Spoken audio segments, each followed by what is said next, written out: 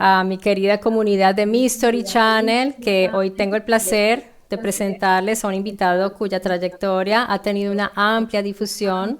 Nos acompaña hoy Massimo Mazzucco. Él es periodista, escritor, director, cineasta italiano, reconocido internacionalmente por sus documentales de investigación, algunos de los cuales han abierto debate, como del cual hablaremos hoy, como lo es American Moon, que tengo aquí detrás mío, precisamente el documental. Si se puede, se alcanza a ver.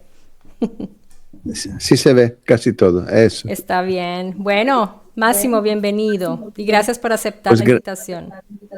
Gracias, y a ver si me acuerdo hablando español bastante bien. Sí, perfecto. Vamos. Si no, no importa. Ahí podemos hacer un poco de itañolo o espagliano. Itañolo está bien. Sí, Eso está itañolo. muy bien.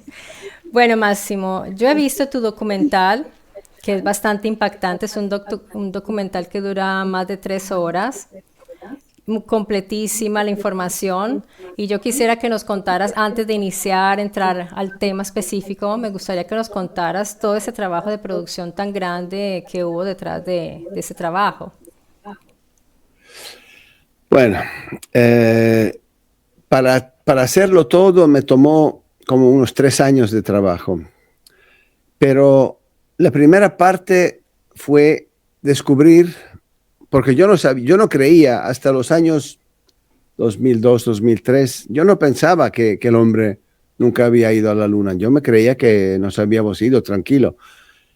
Es cuando la NASA puso online, en sus websites, puso todas las fotos, todas, de las 6 misiones, Apolo 11, 12, 14, 15, 16 y 17, que dicen fueron a la luna, y pusieron como 6,000 fotos. Y yo empecé a mirarlas todas, una de la otra, una después de la otra. Yo he sido fotógrafo profesional en primera parte de mi vida, cuando tenía 20, 30 años.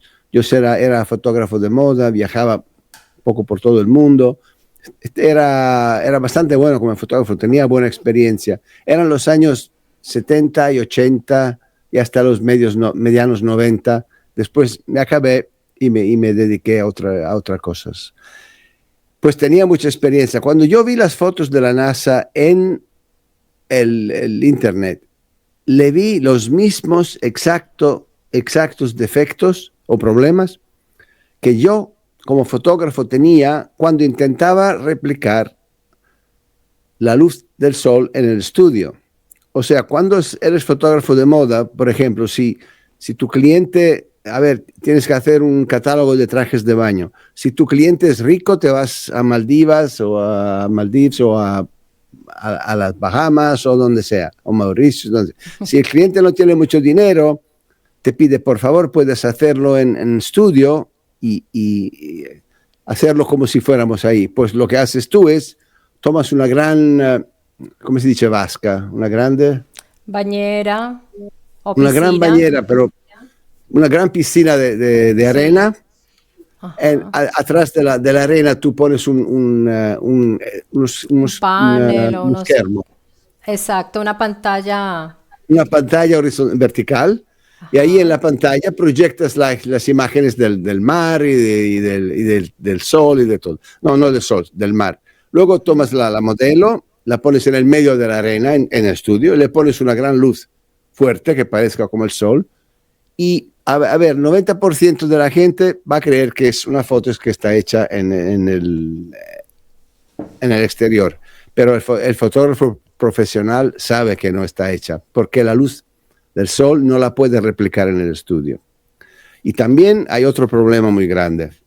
Cuando tú haces tu piscina de arena, a un punto la arena se termina y empieza la pantalla con la foto. Pues hay esta línea de arena que te va a través de toda la imagen que tú estás sacando, de la izquierda a la derecha. Hay una línea continua. Cuando yo vi las fotos de la luna, vi que tenían casi todas, 95%, tenían la misma línea de arena en primer plan, horizontal, y después ahí por atrás algo que parecía proyectado. Eso fue el primero que me despertó, como decir, ¿qué es esto? Esto no es natural. Empezando de ahí, luego me fui a estudiarlas una después de la otra y llegué a la conclusión que están hechas en el estudio. Entonces empecé a hacer el documental y me tomó, ordené de la NASA todos los vídeos que ellos hicieron de todas las misiones, horas y horas y horas de transmisión, ¿cómo se dice? Transmisión, de broadcast. Sí, ¿de grabación o de...? No, de enlace, de transmisión, de enlace con la Luna, directo, con los astronautas que van ahí marchando. La transmisión en directo. Sí. Y como las ibas mirando y estudiando a cada una, fui encontrando más problemas y más problemas y más problemas. Pues entonces los puse todo en una única película y ahí tienes American Moon. Si lo buscan, hay versiones en el internet, puedes encontrar versión en inglés, en francés y en italiano. Pero no lo pude hacer también en español porque era demasiado trabajo, ya no podía más. Pero a lo mejor alguien lo va a hacer también en español y lo vas a encontrar pronto en español también. Sería excelente porque hay un público grandísimo y ahorita que te vean aquí en el canal todos van a querer buscarte. De hecho voy a dejar el link para que vayan a tu canal porque estoy segura que eso va a ser para ellos una bomba. Pero ya que hablas de las transmisiones en directo, Máximo, hay una pregunta que te quiero hacer porque de todas maneras, ¿cómo se podría...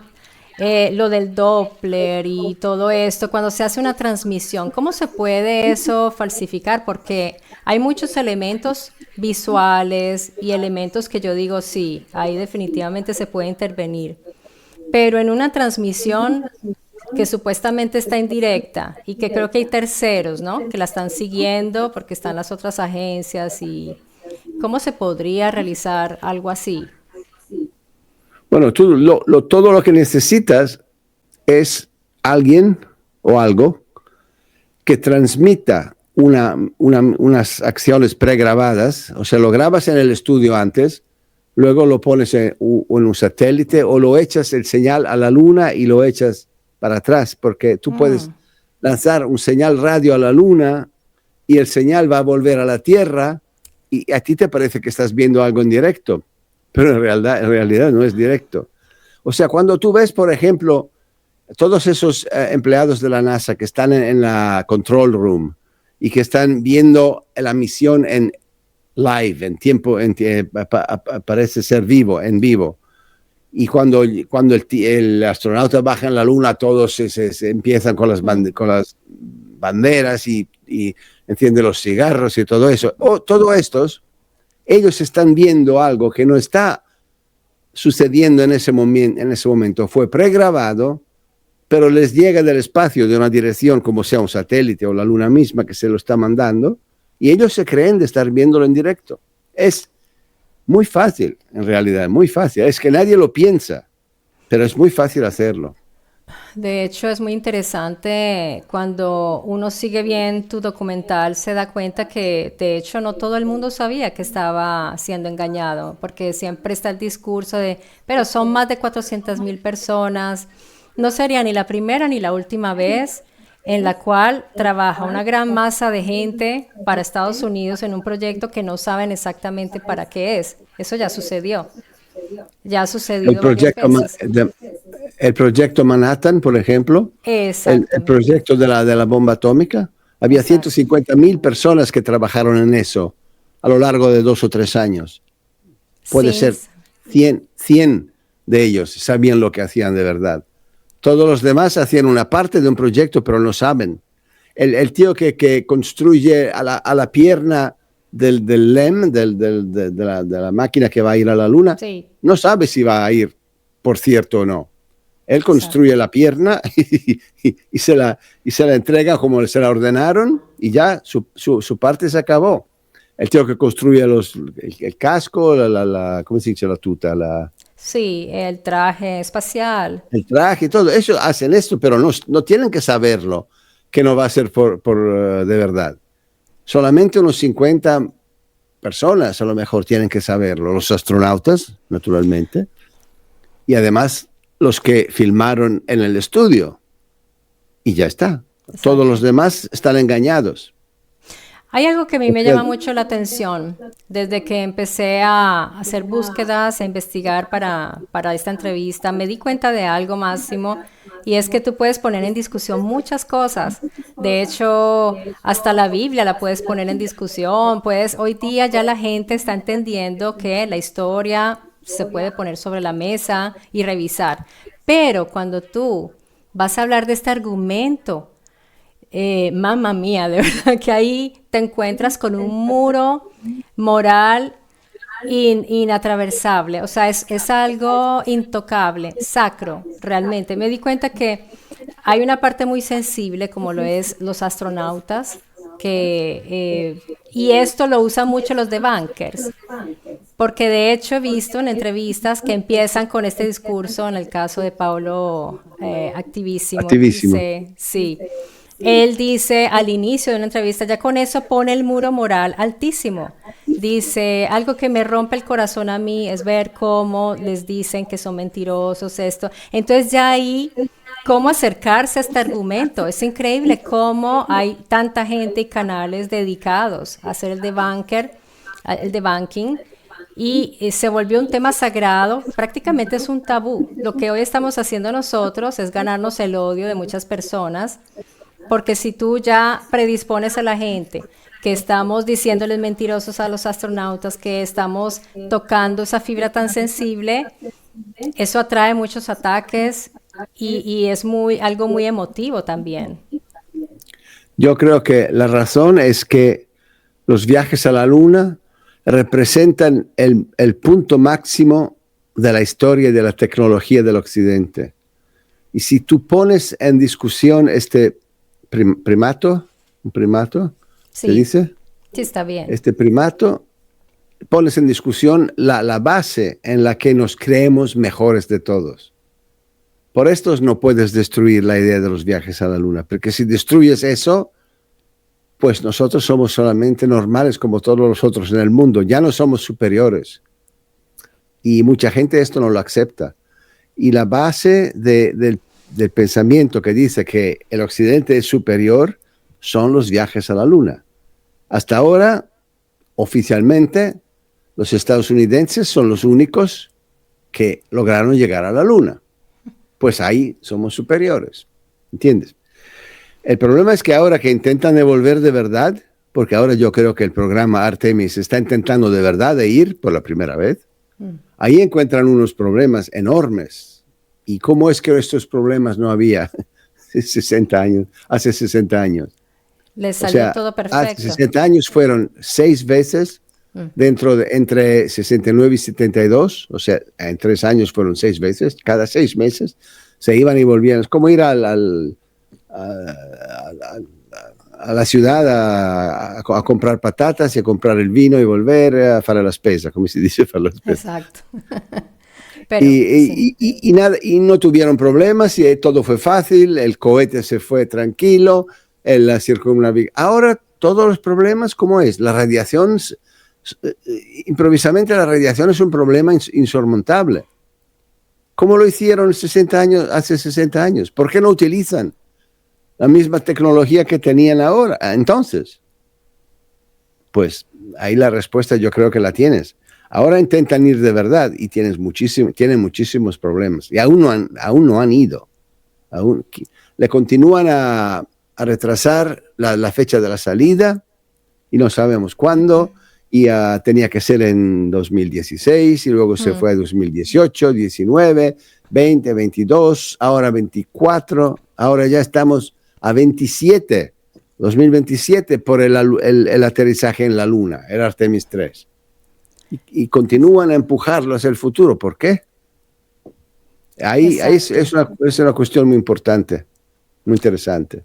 Exacto, respecto a los cinturones de Van Allen, que él mismo fue el que planteó ese problema y ese peligro, y de un momento a otro pues pareció no importar porque ellos viajaron, fueron y volvieron sin ningún problema, pero ese detalle se minimiza mucho, siempre se está minimizando, están estos youtubers de canales científicos que siempre están hablando de que no es tan grave, pero mira, cuando tú ves a un operador de la NASA serio que está diciendo que realmente es un peligro, representa un peligro, y que necesitan crear un escudo para el módulo, para protegerse, no es una cosa banal. Pero tú dijiste una cosa importante antes de entrar al tema más técnico por ejemplo, del problema de la radiación y todo esto, de los peligros que conlleva. Me gustaría tocar un punto que tú tocaste, que es el de ser los primeros, que ellos ya se llevaron el trofeo de ser los pioneros, ¿no? Somos los primeros. Algo tan importante, algo yo diría súper importante para el ser humano en el siglo XXI, y sin embargo se pierden las cintas originales, que para mí eso es algo realmente desconcertante. Mira, yo antes de saber todas estas cosas, todavía no tenía como las dudas ni nada porque no me había adentrado en el tema cuando en los años 90, jovencita, no me interesaba, pero cuando me contaron esto, yo casi me voy de espaldas, dije, ¿cómo? ¿Cómo es posible? Y en tu documental vemos cómo un director va con esta preocupación a hablar con el exdirector, nada menos que con el exdirector de vuelo del Apolo 11, que con esta vergüenza le dice, no sabemos dónde están las cintas originales. Y luego el director del archivo de la NASA dice, pues no encontramos dónde están las cintas originales para poder tener algo tan importante como lo son las telemetrías. Las telemetrías Ese es el problema. Sería la prueba absoluta, ¿verdad? Este es el problema, porque la cinta que perdieron, que dice que perdieron, no tenía solamente la cinta, la banda con las imágenes los primeros pasos en la Luna. Esas imágenes las tenemos duplicadas, no sería un problema.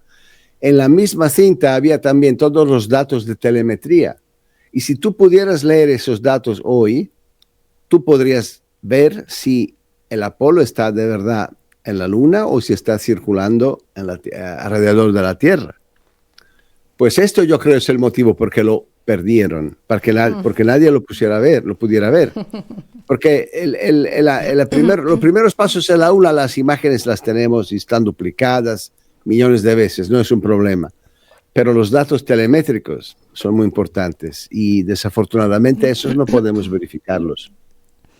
Esos no son falsificables porque te dicen, es más, pueden darse cuenta si el astronauta estaba estresado, en qué estado estaba, es absolutamente todo y se desaparece. No, eso no tiene ninguna justificación, que no tenemos espacio. ¿Te imaginarías que una cinta tan importante, no solamente sabrían dónde la ponen, pero le construyeran a lo mejor una casita por ella sola? Aquí, en este edificio, dentro de 4 puertas, una después de la otra, y dentro de 3 niveles de seguridad, está la cinta. Esto es lo que harían si la tuvieran. No se acuerdan dónde la pusieron.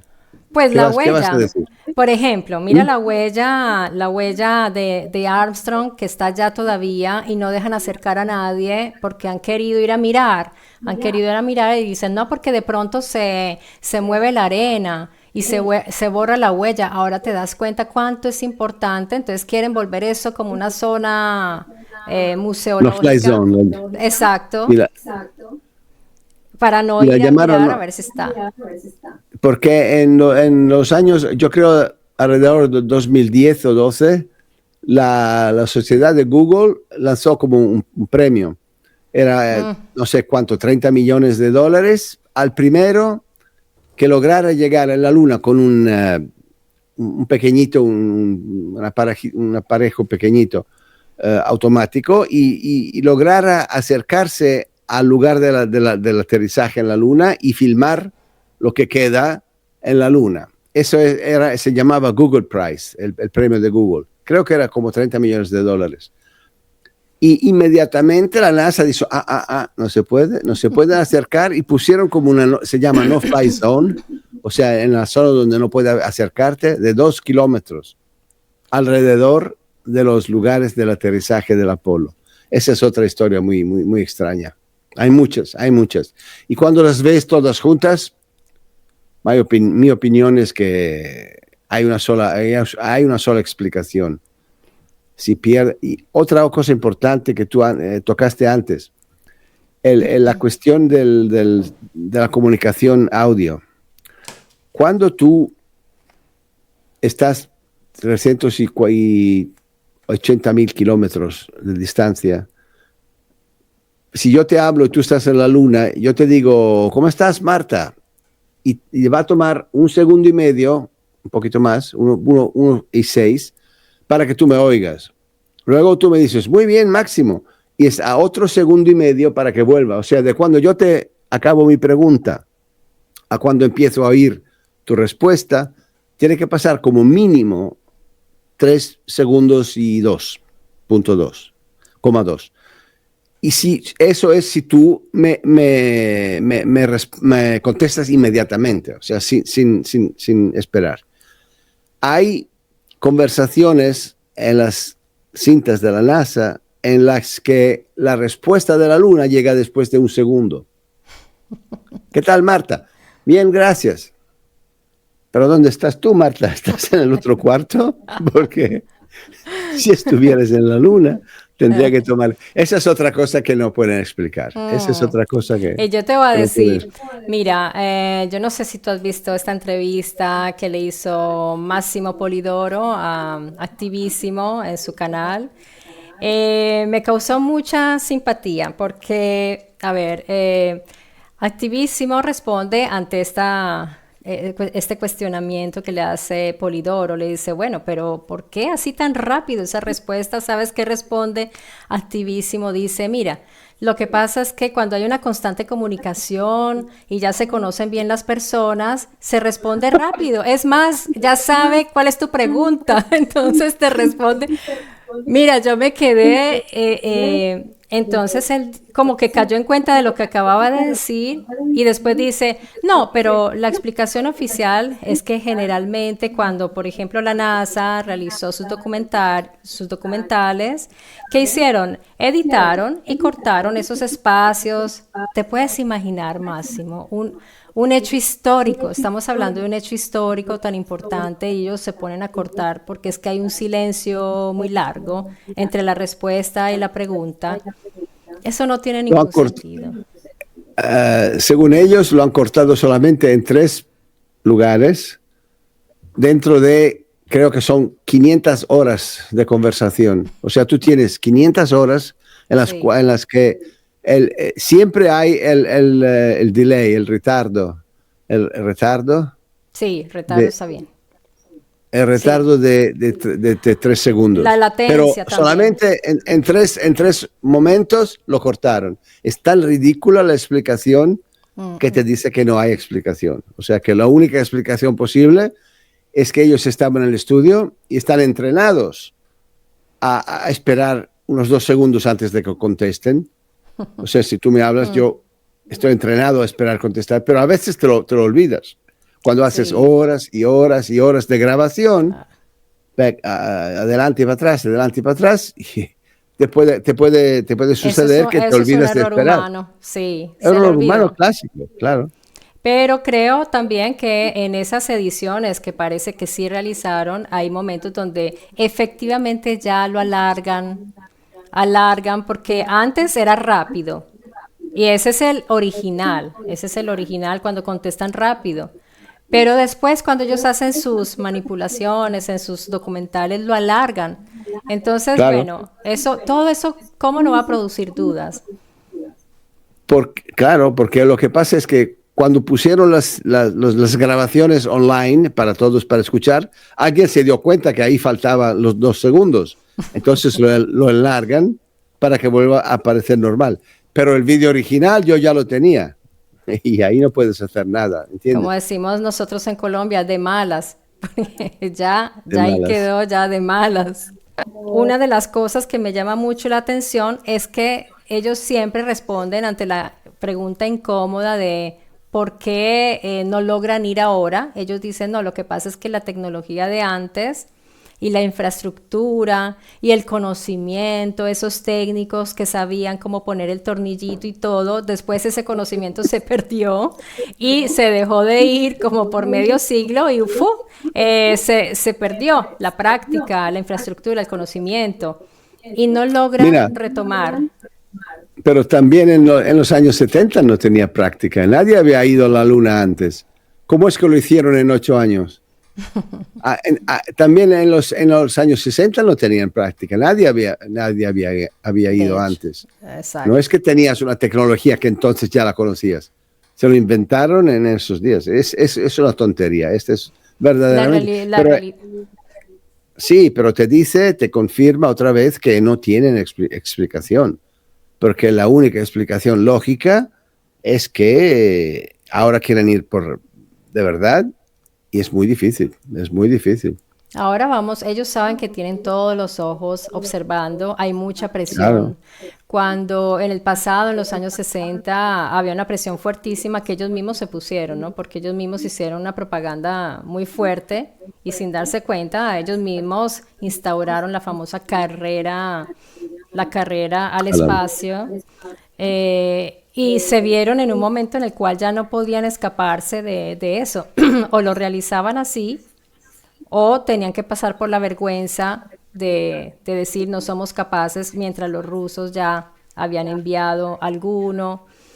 Había mucha presión en esa época y hoy volvemos nuevamente a esa presión tan fuerte, solo que la diferencia es que ahora hay más difusión, hay más tecnología, hay más personas con lentes observando el cielo, porque hay los astrónomos aficionados que ya tienen aparatos muy sofisticados. Entonces ya ahora, como dices tú, ya no pueden fingirlo y ahora sí están dispuestos a realizarlo. Yo pienso que cuando ellos deciden hacer esa obra de teatro enorme, ellos dijeron, igual lo vamos a hacer. O sea, le habrán dicho a los astronautas, miren, no se preocupen, esto es por su nación, ustedes lo van a hacer por su nación, pero Claro. lo vamos a hacer. Entonces, tranquilos, que eso... Y esa actitud de los astronautas, de verdad que es muy impactante porque se les ve en la cara como la desilusión, tantos sentimientos fuertes allí, ¿no? Sí, si tú ves el final del documental, es la conferencia de prensa que hicieron los astronautas después de volver del viaje de Apolo 11. Y tú esperas ver tres personas las más felices del mundo, porque ya acaban de volver de la Luna. Es el más grande suceso que de la humanidad. Y ahí están con la cabeza baja, mirando al suelo, y cuando le piden cómo fue, dicen, bueno, fue un gran step for humanity. Lo hablan como si le han obligado a decir esas cosas, pero tú lo ves que no tienen el corazón allí. Y Sí, yo me siento mal por ellos, sí. porque claramente los que sufrieron más de todos son los astronautas. Eso, yo estoy de acuerdo en eso. Yo estoy de acuerdo en eso. Esa parte humana es la más fuerte y de verdad que no es fácil hablar de estos argumentos porque poner en duda, pero no es justo tampoco que no podamos cuestionar cuando vemos que algo no cuadra, cuando vemos que las cosas no son muy transparentes y claras. Tenemos todo el derecho de analizarlo, estudiarlo. Ese ejercicio que tú hiciste es de un gran valor, Máximo, y yo te doy las gracias por muchas personas. Yo sé que muchos se enojaron porque para muchos, eso es un símbolo y yo veo todos estas con la camisetica de la NASA y todo, ellos adoran esos símbolos, entonces cuando tú vas a tocarles eso, es muy fuerte Mira, para Marta, ellos. mira, te digo una cosa. Para mí también, cuando era joven, fue un símbolo increíble. Yo nací el 20 de julio de 54. O sea, en la noche en las que fueron a la luna, yo cumplía 15 años. Mm. No, solamente eso, pero por la primera vez en mi vida logré besar a una chica esa noche. Ah, qué Fue mi primer bonito. beso y mi cumpleaños. Y ahí me acuerdo que yo Wow. veía en el pequeño, bar que había en el pueblito donde estaba yo, en Liguria, veía un televisor blanco y negro con los astronautas que andaban en la luna. Este recuerdo yo lo tuve como, yo pensé como si el universo me hubiera donado esto. Para mí, esto es por ti, Máximo, este viaje a la luna, tu primer beso y 15 años. Eso, yo crecí convencido que eso había sido extremadamente importante y por la humanidad y por mí personalmente. Lo que pasa es que después empecé a ser fotógrafo profesional, y ahí lo cambió todo, porque la realidad de las cosas es lo que es. Yo estoy absolutamente seguro como fotógrafo, y también le entrevisté a unos fotógrafos famosos de la misma época, que utilizaban las mismas películas, las mismas fotocámaras, y todos nos dicen, estas fotos son imposibles sin llevarte luces artificiales. La idea es que en la luna no tienes luces, no te llevas luces, tienes solamente el sol y el reflejo del suelo. Eso no es suficiente para tener el tipo de iluminación que tú ves en la sombra, la parte en sombra del LEM, de la máquina. ¿Se dice LEM también en español? Sí, es correcto. El LEM. El LEM. Eso no es posible. Tienes que tener luces o grandes paneles blancos que reflejan la luz del sol. Entonces puedes. Pero sin nada no puedes. Pues estos fotógrafos no son complotistas como yo, son fotógrafos profesionales. Y son los mejores que había en el mundo en esta época.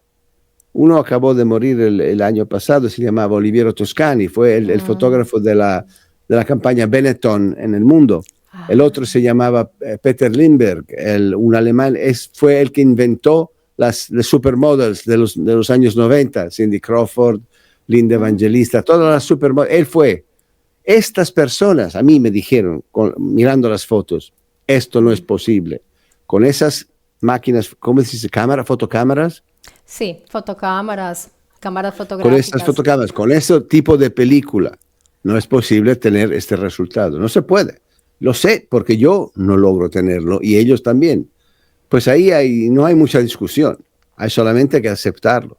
Y hay un excelente análisis ahí en el documental porque explican absolutamente todo, desde el punto de vista de la posición de las luces, de la degradación de la sombra. Me gustó mucho ese análisis, aprende uno muchísimo con ese documental.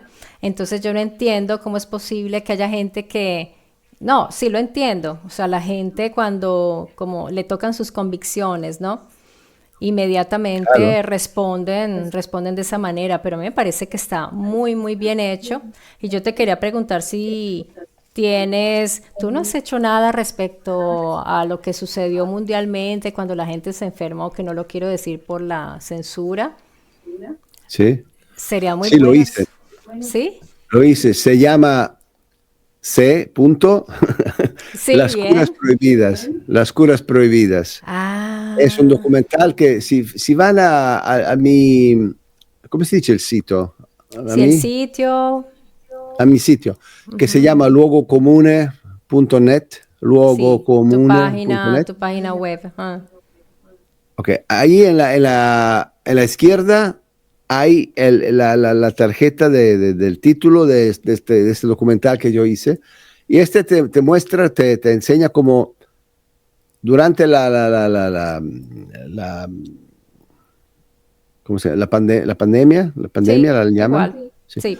Durante la pandemia iban descubriendo continuamente remedios válidos, pero no querían usarlos porque querían esperar a las vacunas. Si tú hubieras encontrado un remedio válido, que sea ivermectina o cualquiera, había como 5, 6 o 7 científicos que habían descubierto formas de curar esta malattia.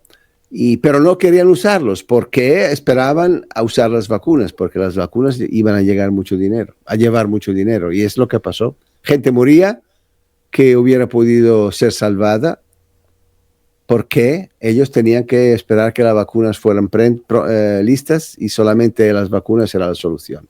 No se podía utilizar nada más. Pues sí, lo hice. Mira, ahí tenemos, por ejemplo, otro ejemplo de un proyecto mundial que se pudo hacer. Mucha gente creyó en esto y hasta procedió a hacerse un tratamiento que de pronto, seguramente le hizo más mal que bien, porque eso que hicieron fue bastante mal. Y sobre todo la censura tan fuerte, es muy perseguido ese tema, no se puede hablar, no se puede hacer investigación, eso ya dice mucho. Pero lo Dicen, mismo, el tema de los alunizajes, yo veo un aparato realmente fuerte, un aparato mediático fuertísimo, que va desde la prensa hasta los canales, están siendo patrocinados. Yo me di cuenta que hay una estructura, no, no son todos espontáneos, están pagados. Ya conocemos algunos nombres que hacen conferencias y se especializan en desmentir a quienes tienen dudas, imagínate. O sea que yo digo, si eso fue una realidad, ¿por qué se preocupan tanto? O sea, si es verdad, ¿cuál es el problema? ¿Cuál es el problema? Y yo creo, eso nunca se va a saber, Máximo. Ellos nunca van a permitir que eso se destape porque es como, haz de cuenta, es el equivalente a una invasión extraterrestre que lleguen las naves, se cae el sistema, se cae inmediatamente todo. Ya no existe más, ya no existe el gobierno, ya no existe la autoridad, ya no existe la economía. Es tan importante para ellos. sí, pero no creo que va a pasar así. No creo que. Yo hice también un documental que se llama, ¿cómo se llama? OVNI en español. OVNIs. OVNI, sí. OVNIs. OVNIs, los militares y el peligro atómico se llama. En italiano es UFO, militari, pericolo atomico. Se llama I padroni del mundo, los dueños del mundo. Y te muestra, no habla de pequeñito hombres verdes, te habla, los hombres verdes de los que habla son los del Pentágono, son los militares. Te habla de cómo desde los años 50 sistemáticamente los militares estadounidenses fueron mettere a tacere, callar, Silenciados, a silenciados. silenciar todas las voces que hablaban de ovnis. ¿Por qué no querían que esta información llegara a nivel del público? Pues ahora está saliendo de todas partes y es siempre más difícil tenerla silenciada. Yo creo que dentro de 1 o 2 años vamos a tener más informaciones aún que ahora sobre estos, pero no creo que van a hacer, como dices tú, el aterrizaje de las naves en el Central Park de Nueva York. Eso no va a pasar, no ¿No creo. crees que lleguen a...? Me gustaría, primero que me digas dónde conseguir ese documental que me acabas de decir, dónde lo podemos conseguir, el de Mira, los todos los ovnis. documentales que yo Ah, hice están todos en una ah, USB sí, un que USB. puedes comprarla en mi sitio, luogocomune.net, y ahí vas Ah, y hay el enlace pero son en italiano. sí. O sea que Ah, ay, tú Máximo. comprendes italiano bien, pero Yo no si te alguien no perdono habla. si no traduces en español, no te la perdonamos. Mira que ya no te la vamos a perdonar. Uno de ellos lo hice también en español, se llama El Nuevo Siglo Americano Ah, qué y bien. del 11 de septiembre y de la cuestión política que fue detrás del 11 de septiembre. Pero el único que hice también en español, porque tenía un amigo en España que se llama Rafael Palacios, Rafa Pal le llaman, que dobló la voz. Ah, Y ahora puedes hacerlo también con voz artificiales, pero a mí no me gusta. Es no, terrible la voz tampoco. artificial, Es no me gusta. horrible. Mm, Es, pierdes todo el sentido de lo que dices. Entonces prefiero no sí. hacerlo que hacerlo mal. Me gustaría mucho, no sé si de pronto te gustaría regresar al canal para hablar de ese tema, porque aquí hablamos bastante respecto a la vida inteligente extraterrestre y la relación con, Oh, con la geopolítica y también la parte histórica y todo. Me encantaría. pues podemos hacer una cosa. Te Sí, voy a mandar la copia de este documental. Tú lo ves, luego me llamas y luego hacemos otra entrevista hablando de eso si quieres. perfecto. Súper, muy bien. tú haces un análisis también acerca de la arena, el comportamiento de la arena, desde que ellos se mueven con el rover, que levantan ese polvo así y que se queda adherida a los trajes, a las cámaras, como si hubiera humedad allí, ¿no? Es muy curioso. De hecho, cuando yo veo la pisada, a mí me recuerda mucho la arena del mar. Claro, que es húmeda. Deja muy estructurada la marca del zapato, ¿no? Las Sí, claro, formas. claro. Porque es húmedo. Pero el problema es que en la Luna no hay atmósfera y no hay humedad. Pues cómo pudo quedarse así preciso y bien cortado y cuando no hay humedad. Si no hay humedad, la arena se deja toda, no se queda así compacta. Es la humedad que la tiene compacta. Si no, se cae. Pero ahí está perfectamente así. Tac, Y me tac, tac, acuerdo de tac, la tac. prueba de los debunkers que ponen su Ay, zapatico ahí. Esos debunkers me dieron mucha risa. El rayo láser, por ejemplo, me encantó porque ya me estaban empezando casi a convencer, porque, no, definitivamente, pero resulta que tú comentas en el documental que ya lo habían hecho 6 años antes, esa proyección, con el retorno del rayo sí. de los fotones. Y puedes mandar una máquina a la Luna para que te mande la luz para atrás. No no es necesario que vayan humanos a llevarla. Pues no puede ser una prueba. Los rusos, por ejemplo, mandaron dos, ¿cómo se llaman? Como rovers, ¿no? Sí, Pequeñitos. ellos mandaron esos, bueno, ahora no me viene en mente el nombre, pero sí, ellos Ok. pudieron, Sin equipaje solamente, sin sí. tripulación. Solamente la máquina bajó en la Luna y ahí te manda el señal, te lo manda para atrás. No es necesario que hayan ido hombres a la Luna para llevarlos. No hay pruebas. Y también la otra prueba que dicen es las rocas, Las rocas. las rocas que Sí. son de la Luna, nadie pudo analizarla que no fuera. Los que la analizaron, naturalmente, fueron amigos de la NASA. ¿Qué te van a decir? Que no, que es un trozo No, y hay de otra piedra cosa cualquiera. que no sé si sea posible, me dirás tú que entiendes más del tema. Por ejemplo, si uno expone estas rocas a una alta radiación, Sí, también se puede simular la radiación, ¿no es así? puedes simularla muy bien, sí, también, sí. Sí, Absolutamente, eso no hay prueba, no es una sí. prueba también. Las pruebas, desafortunadamente por los de la NASA, las pruebas son todas contrarias a los viajes de la Luna.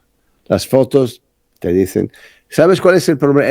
El más grande problema de todos de las fotos, esto si quieres es el último tema que vamos a tratar, porque es el más importante también, ya me iba a olvidar. Cuando yo era fotógrafo, una vez fuimos a un viaje de trabajo y cuando tú sacas muchas rullini, come si dice, pellicole, Sí, las películas, los sì, rollos, il rullino, il piccolo rullo el rollo, della sí. macchina, el rollos. Tienes una maleta especial para viajar con los rollos y esta maleta no tienes absolutamente que ponerla a los rayos X del aeropuerto porque te va a estropezar todas las fotos. Y a mí me pasó una vez que hice este error y la puse adentro de los rayos X y fue un desastre. Lo que salió eran todas las fotos granuladas, desfumadas, no se veía bien. Fue un desastre lo que pasó con estas películas. Y esto solamente pasó dentro de los rayos X por un segundo, ¿no? That's it. Pero en la Luna, los astronautas tienen la cámara aquí, sin protección cualquiera, por 8 horas. Y en la Luna no hay solamente rayos X, hay radiaciones cósmicas, rayos Sí, alfa, rayos gamma, rayos beta, hay de todo. Entonces, sí. esta película tendría que ser completamente obliterada, completamente, no verle nada. Tú la miras y son perfectas. Perfecto, El, sí. el negro, el color negro del cielo es negro perfecto, no hay ni un puntito de radiación ni nada. Esto es imposible. Yo lo sé, porque tuve experiencia con el mismo tipo de film, de película, cómo se puede estropezar inmediatamente. Pues es el facto mismo, el hecho mismo que no tengan daño de radiaciones, quiere decir que esas películas nunca salieron de la Tierra. Impresionante, impresionante. Tantas pruebas que se van juntando. Y cuando yo veo las respuestas de ellos, como que no contestan realmente, que uno diga, ah, bueno, ya me quedo tranquilo. Luego cuando yo veo las declaraciones de Buzz Aldrin, cuando veo las declaraciones, yo estuve viendo también a otro astronauta que ya tenía su edad, ¿cuál era? Charlie Duke, Ujú. que él decía, o sea, también las pruebas que ellos dan, ellos dicen, bueno, pero trabajaron más de 400.000 personas, lo que hablábamos, y además los rusos antes nos felicitaron y nunca han desmentido eso de los rusos, también de la Unión Soviética. Entonces, yo digo, ni siquiera por parte de ellos hay un argumento fuerte, no sé, es muy raro, muy ambiguo todo, realmente. Lo Sí, no hacen deja ambiguo dudas. los debunkers. Los debunkers te lo hacen ambiguo porque es todo lo que pueden hacer. Pero si tú lo miras con cold eyes, con ojos fríos, como decir, Sí, las cosas que te dije yo, no se puede decir que fueron a la luna cuando falta el retardo de la voz. No puedes. No puedes decir que las fotos fueron tomadas en la luna cuando no haya daños de radiaciones. No puedes decirlo. No puedes decir que la iluminación del LEM está hecha solamente con el sol, porque no es posible. O sea, no es posible, no es posible, no es posible. Hay como 10, 15, 20, no es posible, todos juntos. así es, Bueno, así es. cada uno puede creer lo que quiere, Claro, pero lo importante es no dejarse llevar el cerebro de la idea que no te gusta, aceptar que no fueron a la luna. Entonces, mucha gente prefiere no saberlo en detalle y prefiere continuar a creerlo porque es más bonito, claro, creer que fuimos a la luna, ¿no? Es más bonito, es más confortable y es más difícil aceptar que nos tomaron el pelo ahí como lo hicieron en la NASA, pero hay alguien que quiere mirar a la realidad en la cara, otros prefieren no mirarla. Cada uno su to each their choice, ¿cómo se dice? Cada uno cada uno elige, tiene la sua su scelta. elección. Claro, cada uno. Elección. Es lo mismo Elección. que yo les digo siempre aquí en el canal. Cada uno tiene su criterio. Yo expongo aquí toda la información y ya las personas, cada uno tiene su criterio y luego llega a sus conclusiones o sigue investigando también, ¿no? Esa es la idea, Claro, no convencer a nadie, pero al menos plantearles y mostrarles que no todo está tan claro ni tan resuelto y que en realidad allí hay muchas cosas que no cuadran. Así es. Ay, Máximo, yo te agradezco de verdad. Muchísimas gracias por tu tiempo, por tu disponibilidad y me encantaría que regresaras para que tratáramos ese argumento. está bien, lo vamos a hacer. Saludos a todos y Gracias, hasta pronto. Máximo. Hasta Chao. pronto, un abrazo.